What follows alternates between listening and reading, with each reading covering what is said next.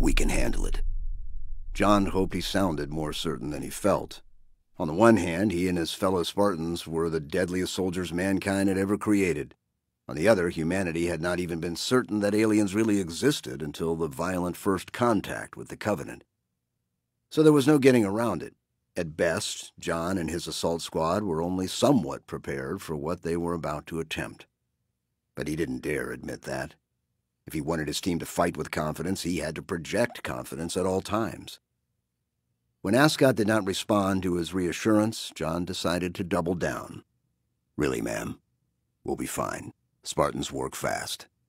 "Nobody works that fast," Ascot said. "Look, you'll have no more than a 15-minute margin. If anyone runs out of air during the boarding action, there's nothing the Starry Night can do to help." "I appreciate the concern." John did not let her caution shake him. The Spartan II program was so highly classified that even Prowler captains did not know the full capabilities of the super soldiers they ferried into battle. "But once we're aboard, rebreather time won't be a factor. The mothership's atmosphere should support human life." "There's a big difference between should and will." "The odds are with us. You've seen the intelligence summaries. Only one Covenant species doesn't breathe oxygen."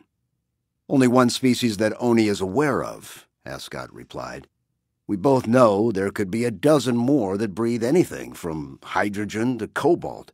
The UNSC has a lot to learn about the Covenant." "Yes, ma'am.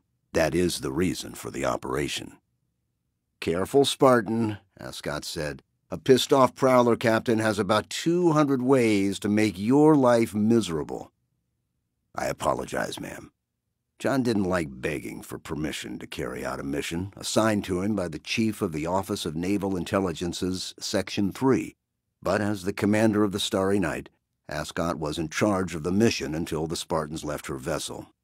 "I still think we need to take the risk." "I know you do." Ascot's tone was sympathetic. The UNSC knew almost nothing about the enemy. If the Spartans could capture a Covenant vessel, the scientists of Oni's Section 3 materials group should be able to reverse engineer the technology and learn the secret of the enemy's superior slipspace drives and nearly impenetrable energy shields. They would also attempt to discover the true capabilities of the aliens' advanced weaponry, and perhaps even uncover a few hidden vulnerabilities.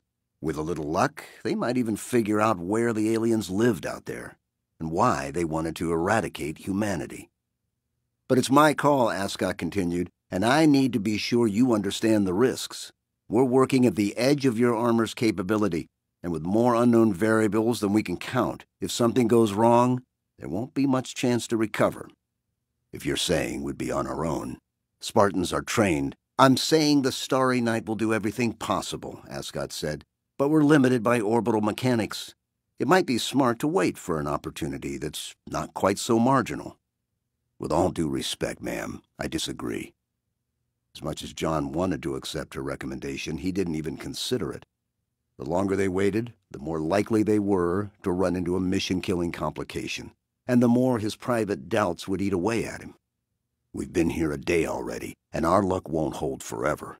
Sooner or later, an enemy patrol will spot the Starry Night, or a second Covenant vessel will arrive, or the enemy commander will decide it's time to move on. I can think of a dozen things that might go wrong if we don't go now." Ascot fell silent for a moment, and then finally sighed. "So can I." There was a low murmur while she consulted with someone on the bridge, and then she said, "Very well, Spartan, you're cleared to move forward. Slingshot maneuver in 5 minutes. "Affirmative," John said. "And thanks." "Don't thank me, son. This isn't a favor." She closed the comm channel, leaving John to hope he was making a sound decision. His best friend, Samuel 034, had died a few months earlier during the boarding action that had inspired this one, and John was still trying to figure out what had gone wrong. The UNSC's entire complement of Spartans had been aboard a modified Pelican dropship, ascending toward an orbital rendezvous above Chi Ceti 4 when they spotted a Covenant warship moving to attack their transport frigate. The vessels had savaged each other earlier, and it was clear the UNSC frigate would not survive another engagement. John ordered the company to go EVA and board the enemy ship. He told himself he had no choice. that the desperate assault was the only way to prevent all 33 Spartans from being trapped on a soon-to-be-occupied world, and that had probably been true. But the whole reason for going to Chi Ceti 4 had been to outfit the Spartans in their new state-of-the-art Mjolnir power armor.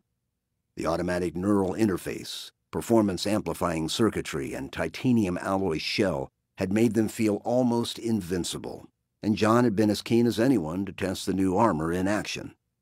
So when the Covenant ship reappeared, he hadn't hesitated to commit his entire force to an impromptu boarding action.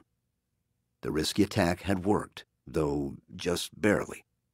John and his two companions, Samuel 034 and Kelly 087, had intercepted the vessel and boarded through a breach in the combat-battered hull. They had managed to plant a trio of Anvil 2 warheads near a power core, but not before a lucky plasma bolt found a soft spot in Sam's armor and ruptured the pressure seal beneath. The only way to flee the ship had been to jump back into space, where Sam would decompress inside his armor. Rather than condemn his friend to such a slow and agonizing death, John had ordered Sam to stay behind and guard the warheads until they detonated. The decision continued to haunt John in his dreams, and that troubled him. He had seen many soldiers die, both in training and in combat, and suffered no self-doubt. But Sam had been under his command, and John could not help believing that had he been better prepared and not quite so reckless, his friend would be fighting at his side today. John still didn't see what he could have done differently. There had been only moments to plan and no opportunity to marshal ordnance, but he was not about to make the same mistake twice. This time, the Spartans were carrying emergency patching kits and extra thruster packs and locator beacons, equipment for just about every foreseeable contingency. And still he worried.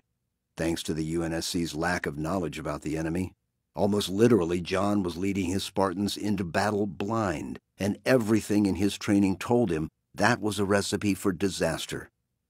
But they had to try. John turned toward the interior of the drop bay. Including him, there were 12 Spartans prepared to launch, all looking vaguely robotic in their angular helmets and bulky Mjolnir power armor. In an effort to optimize each Spartan's individual field competencies and test skunkwork modifications, their armor's titanium alloy frame had been temporarily modified, each of them bearing distinctive features, and to avoid enemy sensors, their plating sets had been tinted with the same refractive coating that helped conceal the UNSC's prowlers. Whether the precaution would work against the aliens was little more than an educated guess.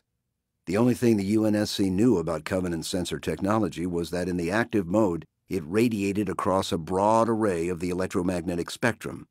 In theory, the apparatus had to operate on the same general principle as human sensor systems, by emitting a signal and looking for reflections bounced off an unseen object.